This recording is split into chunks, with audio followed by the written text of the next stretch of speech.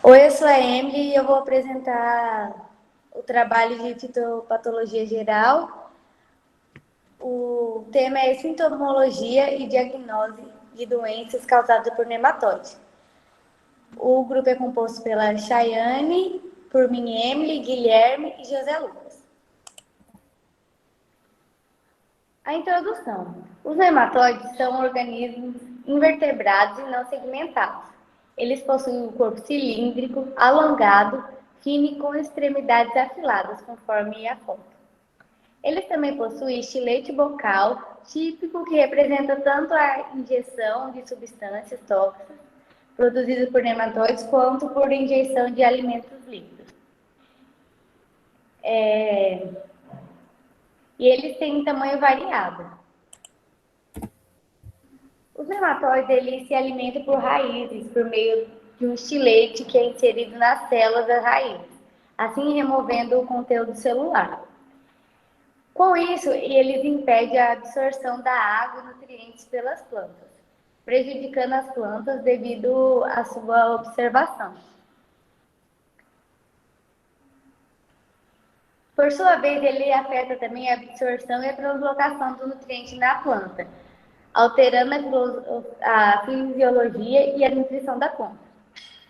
Eles atacam principalmente as raízes, podendo causar perdas apreciáveis em muitas culturas. Pode passar. Aqui a gente tem uma imagem de uma cultura de soja que foi atacada por nematóides. Pode passar. Os fitonematóides eles podem ser migradores ou sedentários. Os migradores eles permanecem alimentando-se por um curto período sobre uma célula, por alguns segundos ou minutos. No geral, ele fica pouco tempo na planta. E a célula parasita, ela degenera e morre, podendo colocar seus ovos no interior do órgão vegetal ou ele pode atacar o solo. Já os sedentários, eles necessitam iniciar a formação de um sítio especializado em alimentação, no tecido nutridor, no qual se fixa permanente e a partir do qual vão obter os nutrientes pelo restante da vida. Então, quer dizer que eles não ficam por pouco tempo, que nem os migradores. E eles também produzem ovos. É isso.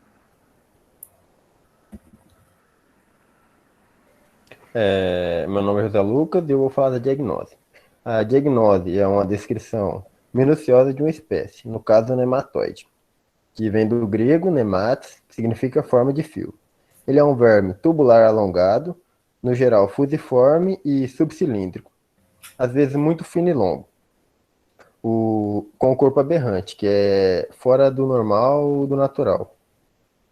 Pode passar. O tamanho varia de espécie para espécie. Eles medem aproximadamente 0,2 a 2 milímetros de comprimento por 50 a 250 micrômetros de largura. Pode passar. No caso aí, uma comparação com um fio de cabelo humano e embaixo tem sobre um buraco de agulha, onde passaria a linha ali, né? Pode passar. O corpo é dividido em 3 regiões. A região esofágea, que se localiza a cavidade bucal e o esôfago. A região mediana, onde se localiza o intestino e as gônadas. E a região caudal, onde se localiza o reto e o aparelho reprodutivo. A estrutura geral do corpo é formado pela musculatura, o tubo digestivo, o pseudoceloma e a parede do corpo, que tem a cutícula, a hipoderme e as células musculares. A cutícula é um revestimento que reveste todo o corpo do nematóide. Ela tem uma permeabilidade seletiva. A hipoderme é responsável pela formação da cutícula. As células musculares são a camada matriz, é responsável pela locomoção e sustentação do corpo.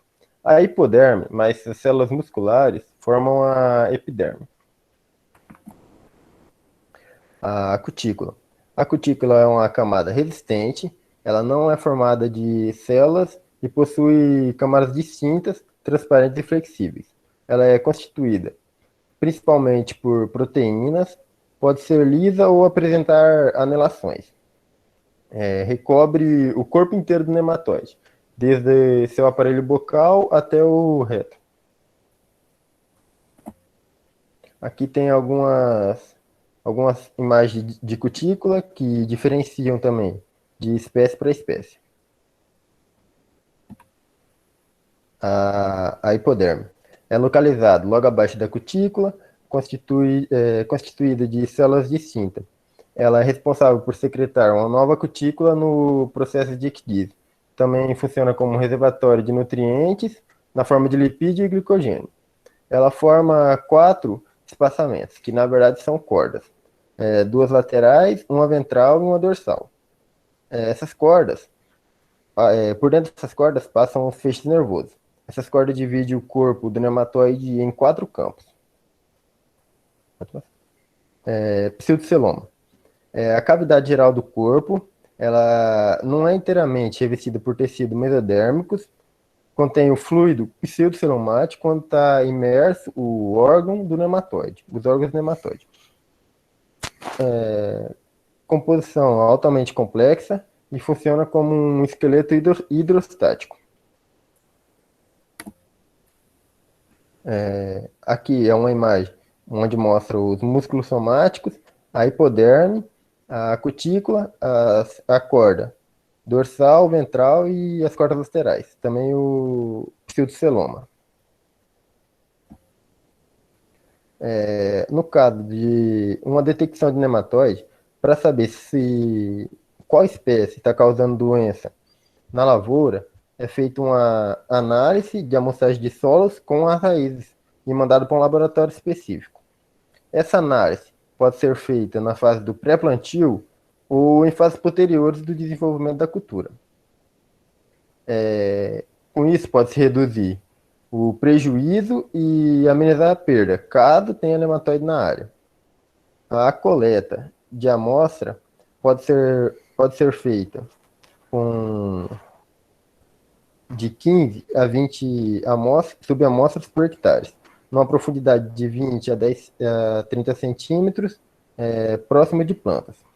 Após coletar essas amostras, elas devem ser homogeneizadas e adicionadas em sacos de polietileno, formando uma amostra composta de mais ou menos 400 a 500 gramas, com solo bem homogeneizado, e 200 a 300 gramas de raízes, coletadas aleatoriamente.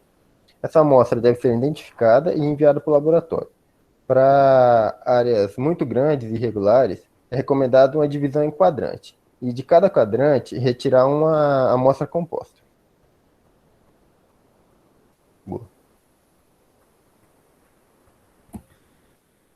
Então, eu sou a Chayane e eu vou estar falando um pouco sobre os nematóides mais comuns, né, nos plantios. O gênero Melodógena, ele é um dos principais sintomas que os principais causam sintomas da galha, né, principalmente na soja, que é muito conhecido, né. As galhas são alterações celulares no interior dos tecidos das plantas, decorrentes do processo de alimentação dessas pragas. São estruturas observadas nas raízes das plantas, às vezes comparadas a tumores, e apresentam tamanhos e números variados. No interior das galhas estão localizadas as fêmeas do nematóide, que depositam seus ovos na raiz. Após a eclosão, essas formas jovens e móveis passam a migrar no solo à procura de raízes de uma planta hospedeira favorável. Aqui nós temos o Melodógena javanica, que ele, né, como já disse antes, se alimenta do sistema radicular, causa hipertrofia nas células e a redução do crescimento e amarelecimento das folhas. Aqui na foto podemos ver, né, os sintomas, que são as galhas nas raízes e o amarelecimento das folhas. Eles atacam as raízes e os sintomas acontecem na parte aérea também, não somente nas raízes. Fala do nematóide do cisto da soja, que causa a doença nanismo amarelo da soja, que é o Heterodera glycinis. Ele é conhecido como nematóide do cisto da soja, né? E ela é muito parecido com a que eu disse anteriormente, né? Das galhas, só que em vez de ser bolinhas maiores, ele é bem menorzinho que as galhas, mas é muito semelhante. Tem essa cultura como principal hospedeira de importância econômica, né, a soja.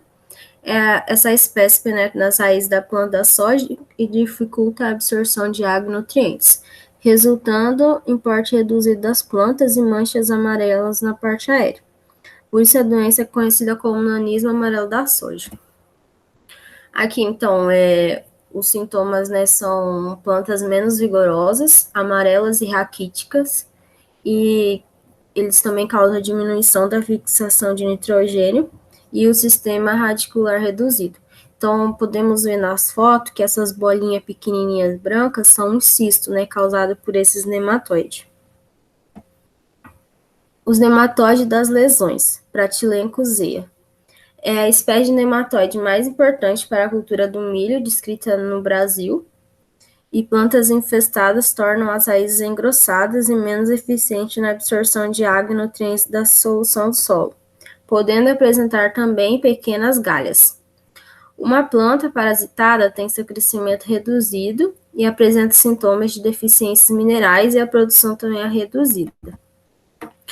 Então, aqui temos uma foto, né, representando que ele causa injúrias do sistema radicular, o crescimento reduzido. Ele também causa a parte aérea enfesada e clorótica, murcha da planta, e também as espigas, elas acabam se desenvolvendo de forma pequena e mal granadas. O nematóide carvenícola, Rhodophyllus similis. O seu nome comum, né, é devido aos sintomas que ele causa no córtex das raízes e no rizoma das bananeiras.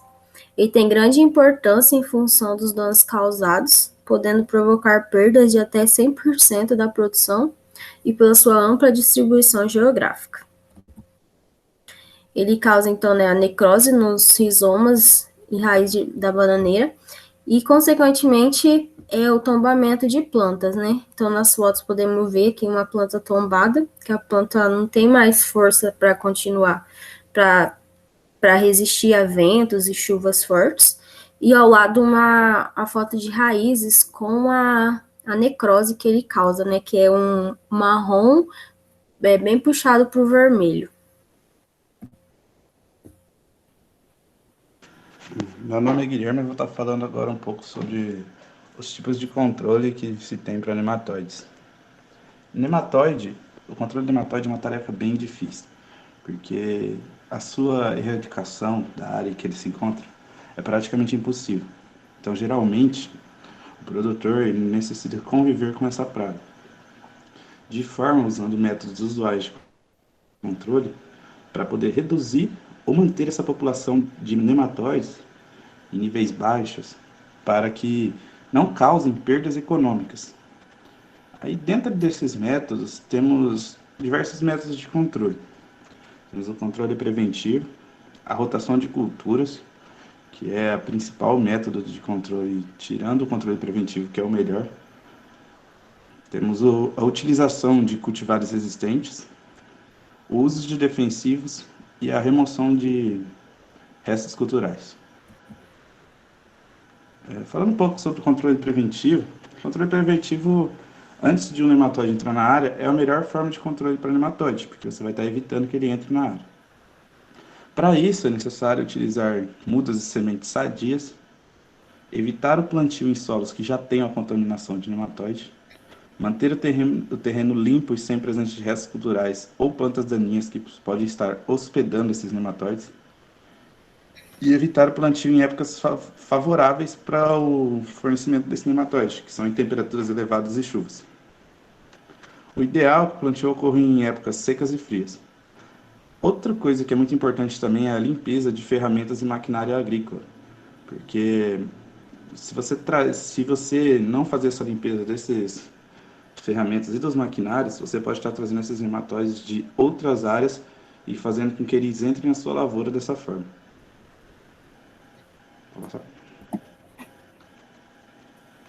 Outro método, que é o método mais utilizado e o principal método, é a rotação de cultura. Fazer a rotação de cultura com culturas que não são hospedeiras é a prática mais importante para a redução de nematóides numa área. Culturas que não hospedam um determinado tipo de praga têm como finalidade eliminar parcialmente ou totalmente esses organismos pela falta de alimento, porque são as famosas plantas antagonistas. Eu vou estar dando uns exemplos agora de plantas antagonistas, que são, no caso, que em áreas infestadas por meloidógeno incógnito, sugere a rotação com amendoim, braquiária, crotalária e mamona. Porque essas plantas são antagônicas e fazem com que esses nematóides não se alimentem, ou em alguns casos faz com que eles não se reproduzam. E isso ajuda a manter o controle desses nematóides, ou gerando também uma diminuição. No caso, para o controle do nematóide do cisto da soja, deve-se utilizar cultura como arroz, algodão, sorgo, mamona, milho e girassol, para poder fazer isso. Porque o que são essas plantas antagonistas? Elas são plantas capazes de impedir o desenvolvimento de algumas espécies de nematóides, por meio de, pode ser de inibição, repelência ou liberação de substâncias tóxicas. E essas plantas aí, elas têm resultados expressivos, mostrando a redução de populações de nematóides em diferentes culturas. A utilização de variedades resistentes.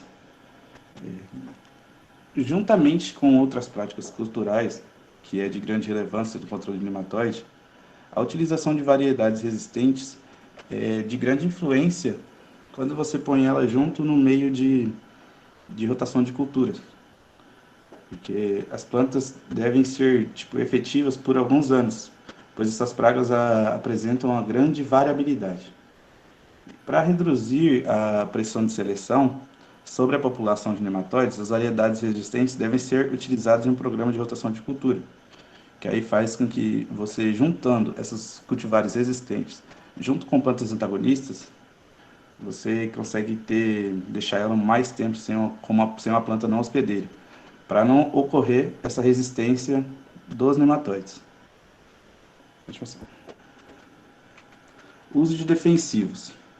Existem alguns defensivos registrados no mapa para o manejo de fitonematóides. Muitos deles são utilizados no tratamento de sementes e sendo capazes de proteger a cultura logo do início do seu desenvolvimento, que pode fazer com que se gere diminuição nas percas de produção.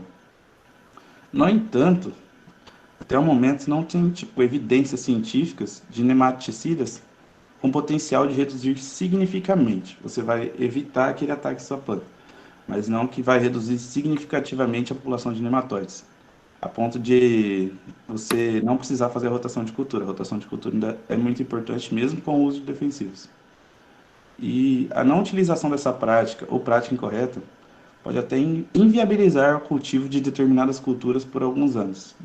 Se estiver muito infestado com nematóide, você não fazer um controle dele, pode até que inviabilize você poder produzir aquela cultura por alguns anos naquela área.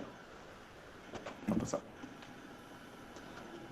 Outro método de controle é a remoção dos restos culturais. A remoção das raízes infectadas após a colheita é prática e contribui para a redução de níveis populacionais antes do próximo plantio. Esses restos de raízes devem ser retirados das áreas, amontoados e secos para serem queimados. A manutenção e incorporação de restos de raízes infectadas por nematóide na área cultivada pode inviabilizar os métodos usuais de controle. Isso porque os nematóides podem ficar alojados nos tecidos, tornando-se protegidos para a ação de nematicidas e outros agentes físicos e biológicos de controle. E é isso, pessoal. Obrigado pela atenção.